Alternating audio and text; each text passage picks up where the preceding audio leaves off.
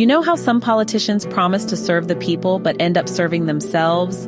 Buffett style? Imagine a world where the rich are so rich they could swim in their money like Scrooge McDuck, and yet they still have the appetite to steal the last biscuit from your tea plate. That's not fantasy. That's politics.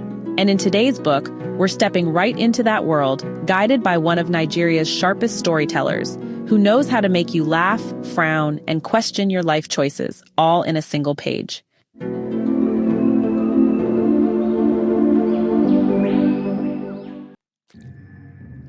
Chuma Nwokolo's The Ghost of Sani Abacha is not just one story.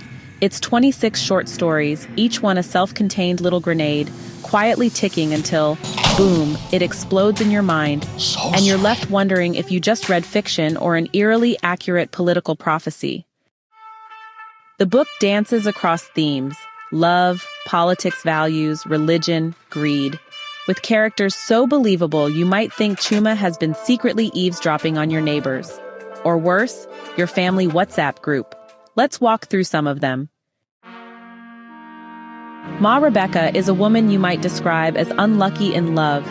Except, unlucky doesn't quite capture it. All her husbands die, one after the other. And in a small village where gossip spreads faster than mobile data, she knows her name is being whispered behind doors. So what does she do? She heads to the big city. Now, if this were a love story, this would be the part where she meets a charming man and they live happily ever after. Nope.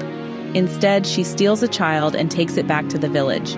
Eventually, she's caught, sent to prison, and the whole thing should end there. But no. After her release, that same child keeps coming back to her. Why? That's the magic of Chuma. He doesn't spoon-feed you. You're left to decide if it's fate, superstition, or just a stubborn kid with bad directions. The title story is a political satire so sharp it could cut through red tape. It paints a picture of African politics where the ultimate prize isn't serving the people. It's wealth, plain and simple. Power is just the means. In this world, anyone, and I mean anyone, can rise to political power with the right connections. No moral compass required.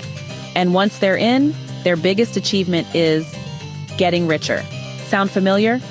This was written before the James Ibori scandal, the Nigerian governor who famously went from prison to politics.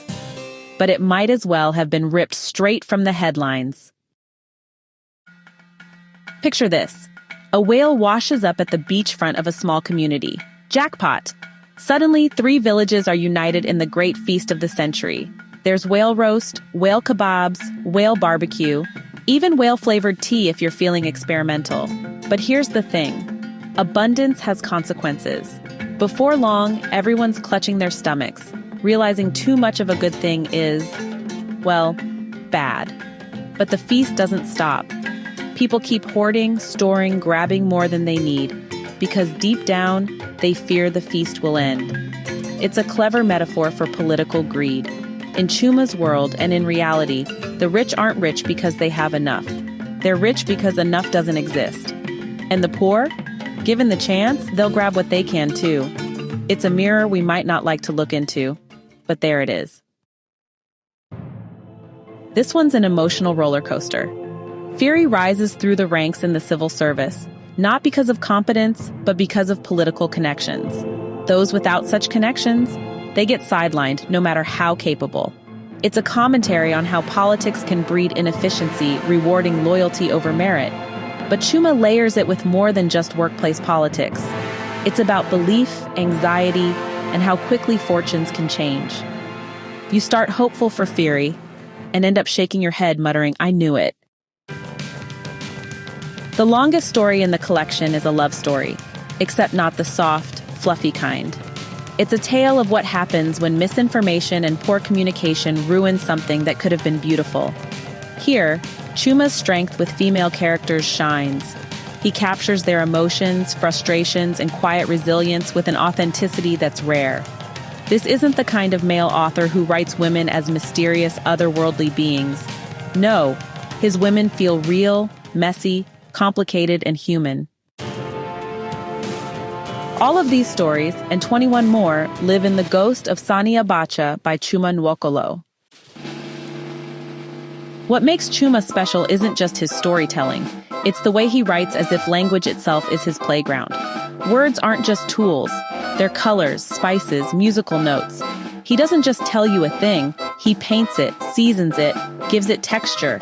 There's a rhythm to his writing. He'll pull you along in one direction, linking event to event, building momentum, and then he'll spin you around so suddenly, you're left standing in the middle of the page asking, wait, what just happened? And that's when the real magic happens, because he makes you finish the story in your own head. This is storytelling as collaboration. Chuma gives you the bones, you add the flesh, and in doing so, you become part of the process.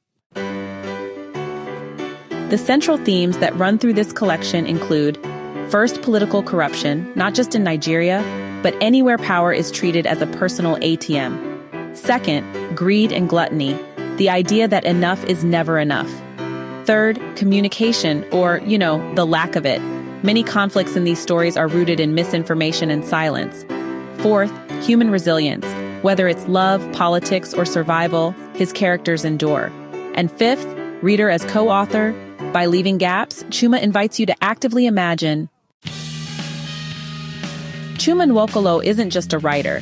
He's a lawyer, a poet, and a chronicler of human behavior. Born in Nigeria, he's been steadily building a body of work that demands attention.